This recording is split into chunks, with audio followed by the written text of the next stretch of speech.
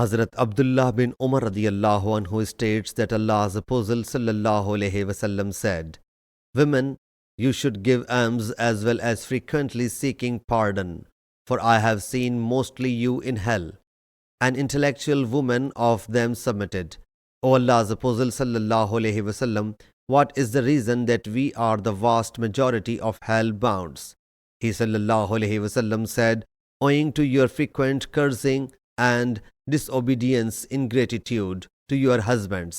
I have only seen you that despite being deficient in intellect and religion, you could the intellect even of a sage." That woman asked, "O Allah's Apostle sallallahu alaihi wasallam, what is the deficiency in our intellect and our religion?"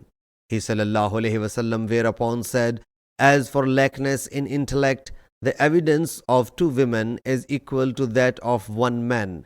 So it is the deficiency in intellect, and you can neither perform prayer nor observe fast in the month of Ramadan during your menstrual cycle. So it is the deficiency in the religion." Sahih Muslim Hadees number 238.